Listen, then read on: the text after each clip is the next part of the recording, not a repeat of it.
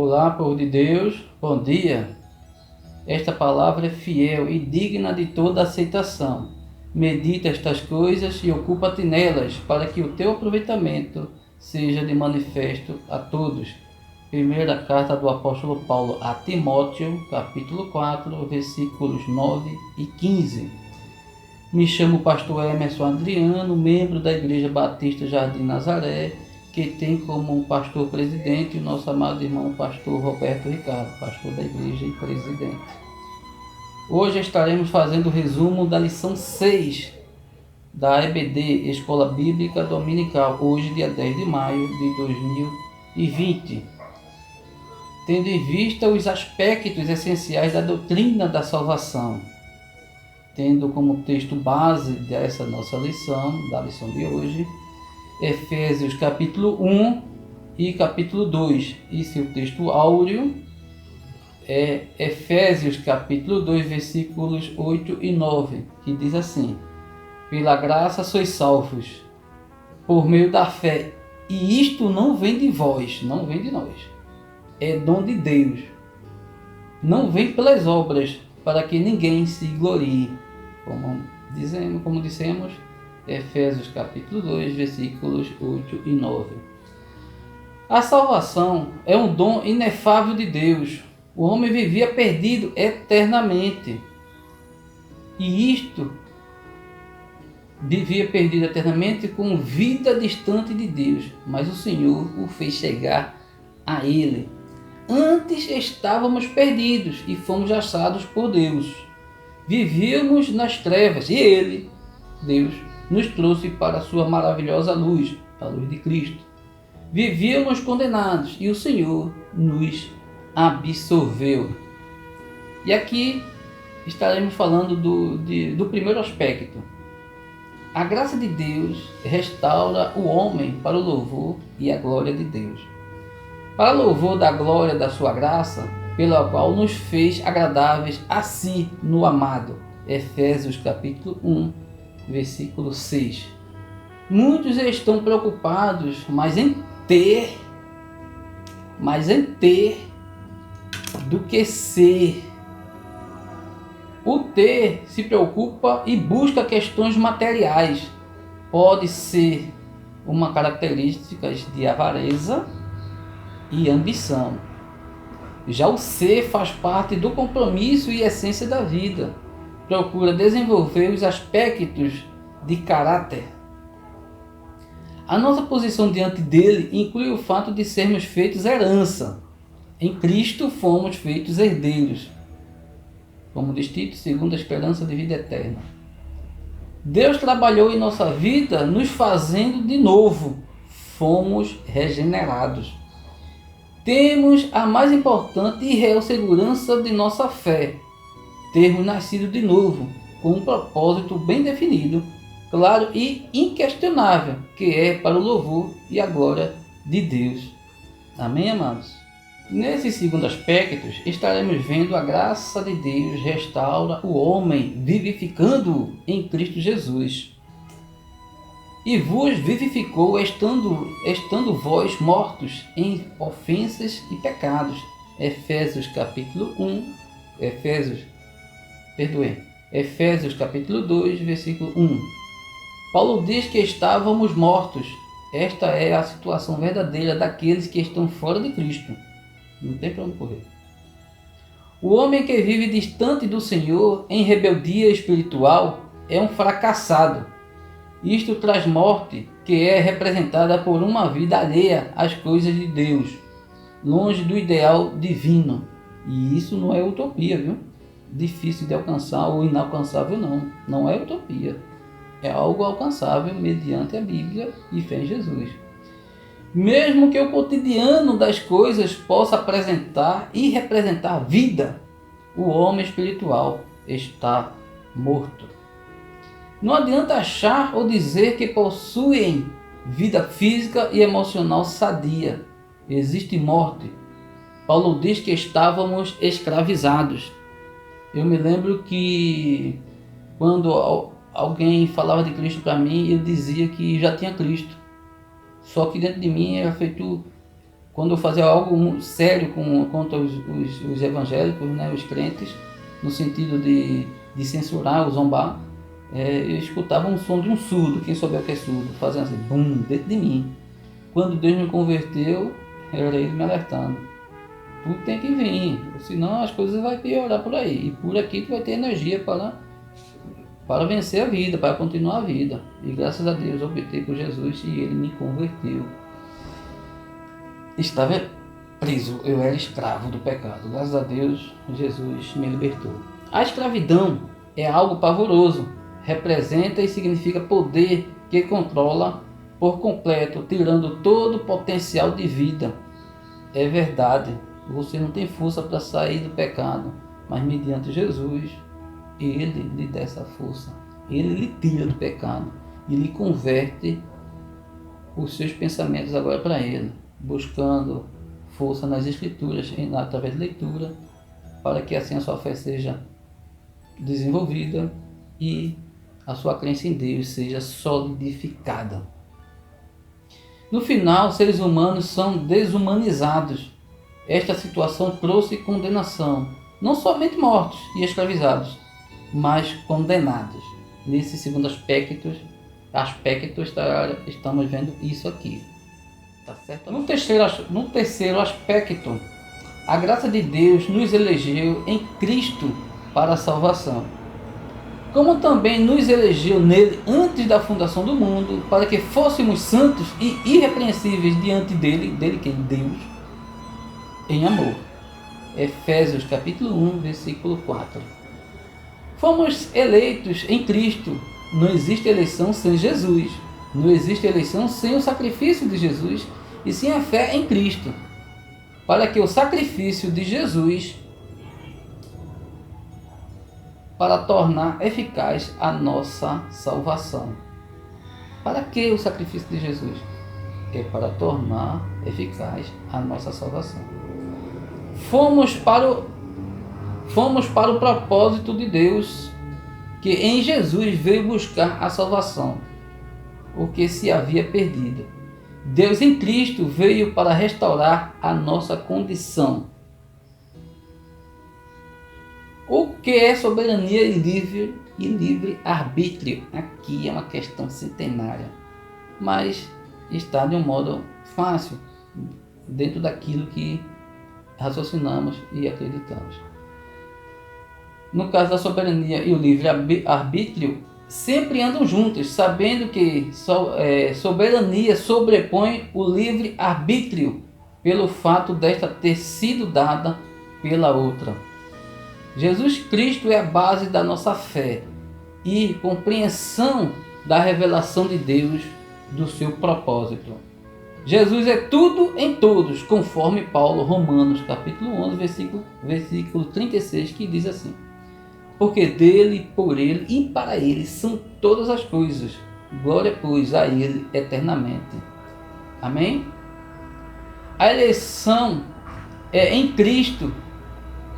A eleição foi feita por meio de Cristo, conforme primeira carta do apóstolo Pedro, primeira epístola do apóstolo Pedro, capítulo 1, versículo 2. Eleito segundo a presciência de Deus, em santificação do Espírito, para obediência à expressão do sangue de Jesus Cristo.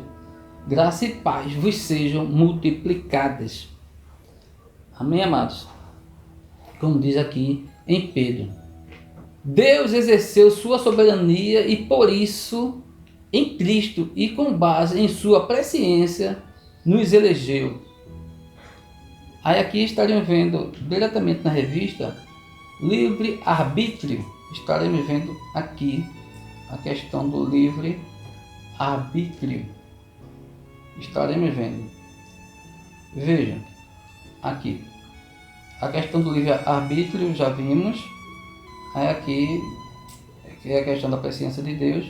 Aqui estaremos vendo mais um ponto a fundo sobre livre arbítrio. E diz assim: ser soberano não significa ser arbitrário. Livre arbítrio foi dado para fazer escolhas morais. Se Deus é a causa de todas ações humanas, então os seres humanos não seriam normalmente responsáveis, ou seja, moralmente responsáveis. Como eu disse, existe uma questão centenária nessa questão de soberania de Deus, de livre-arbítrio.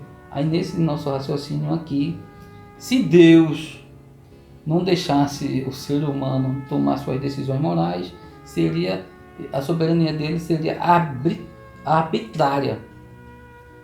Ou seja, a gente necessariamente não tinha o que fazer, porque Deus já tinha ditado: eu vou fazer isso para errar e depois vou fazer aquilo para acertar. Não, ele deixou as saídas. Em outras palavras, aqui está dizendo. Continuando, como diz aqui: o livre-arbítrio não é contrário à graça. Graça é dom gracioso, não é imposto. Viu? A fé é a causa instrumental. É a mão que recebe a graça. É a mão que recebe a graça. Como está aqui nesse ponto. Nesse aspecto, que é o quarto, que é sobre a graça, sobre a essência da doutrina, como a gente viu no começo, nesse aspecto, a graça de Deus se tornou eficaz por meio da redenção pelo sangue de Jesus. Mas agora em Cristo Jesus, vós que antes estáveis longe, já pelo sangue de Cristo chegastes perto. Efésios capítulo 2, versículo 13. O homem servia ao diabo e às suas próprias concupiscências. Servíamos ao pecado e por esta escolha fomos condenados pelo pecado. Mas Jesus Cristo, em preço de sangue, nos redimiu. Paulo fala dessa graça como sendo riqueza da graça, o favor que não merecíamos. Não é uma graça qualquer, pequena ou duvidosa. É a graça de Deus disponível pela fé, enorme e capaz de cobrir todo tipo e tamanho de pecado. Só a graça de Deus faz isso. Por isso a palavra fala do precioso sangue de Jesus Cristo. A graça de Deus fez com que o sangue de Jesus derramado fosse eficiente e eficaz. Nesse quarto aspecto estamos vendo isso daqui. E no quinto aspecto, veja, a graça de Deus nos coloca na condição de membros da família. Assim que já não sois estrangeiros nem forasteiros, mas co-cidadãos dos santos e da família de Deus. Família é algo essencial e bendito. É na família que nós vivenciamos as mais importantes, significativas experiências como ser humano. As alegrias, as conquistas, também as frustrações, as dores. Isso a gente vê de perto na família. Paulo diz que a salvação nos colocou na condição de família de Deus, que é composta pelos filhos que ele adotou, Deus nos adotou, por meio de Jesus Cristo. Dizem que na época de João, a adoção, quando era feita, de modo algum era desfeita. Por isso, João 10 dizer que ninguém toma da mão do Pai nesse raciocínio. E também outros. Ou seja, não perdemos a nossa salvação. Alguns discordam, respeitamos, mas nós cremos assim. Por isso nós somos batistas da Convenção Batista Brasileira, chamada tradicional, e outros seguem outras orientações. Nós seguimos essa. Como um Pai perfeito, nosso Deus ama todos os seus filhos na mesma medida, mas há filhos que se interessam mais pelos pais. De maneira que um filho demonstra sua preferência pelo pai. Que diz assim, eu vou ler um trecho aqui na revista. Claro, optando por não entristecer seu coração, mas por fazer tudo aquilo que o agrada. Outra observação é relevante sobre a família de Deus. Não há divisão nem acepção de pessoas na família de Deus. Todos são iguais. Bom, passado pelos aspectos essenciais da doutrina da salvação, que foram 5 que apresentamos, 5 aspectos, chegamos à conclusão da lição de hoje, da lição 6, desse dia 10 de maio de 2020. Não há escape para a vida do homem sem Jesus e sem a salvação que ele oferece. Por isso é que preciso agradecer a Deus por esta tão grande salvação. Não é pequena, não, é grande, viu? Estávamos mortos, mas ele nos deu vida. Estávamos perdidos e sem rumo, e fomos achados. Portanto, não negocie o conhecimento e experiência que você tem com a salvação em Cristo. Como viver os aspectos essenciais da salvação? Estaremos vendo direto aqui da revista. Estaremos vivendo assim nesse primeiro ponto. Decida viver para a glória e louvor do Senhor. Tudo que fizer, faça convergindo para a glória dele. Dele quem? Deus. Convergindo, ou seja, fazendo de modo que seja em concordância com Deus. Nesse segundo ponto essencial aqui da nossa conclusão. Não permita, decida mesmo a não mais viver para o pecado, que Deus tenha misericórdia de todos nós. Para você foi vivificado, porque você foi vivificado, como diz aqui, não permita. Decida mesmo a não mais viver para o pecado, porque você foi vivificado. Como a gente viu antes, fomos regenerados em Cristo Jesus. E glória a Deus por isso. E nossa terceira essência aqui, da salvação, jamais se ensoberbeça por fazer parte da família de Deus. Lembre-se que sempre foi pela graça. Então não fizemos nada e nem temos mais privilégios ou menos do que você que já segue Jesus, mediante a graça e fé e seu sangue derramado por você e por todo mundo que assim queira Deus. Não se ensoberbeçam, nunca se achem o rei da cocada preta. É isso que estamos vendo. Aqui fim da nossa lição de hoje, com essa conclusão. E a nossa oração será o texto de Judas 25. Ao único Deus, Salvador nosso, por Jesus Cristo, nosso Senhor e Salvador. Seja glória e majestade, domínio e poder, antes de todos os séculos, agora e para sempre. Amém?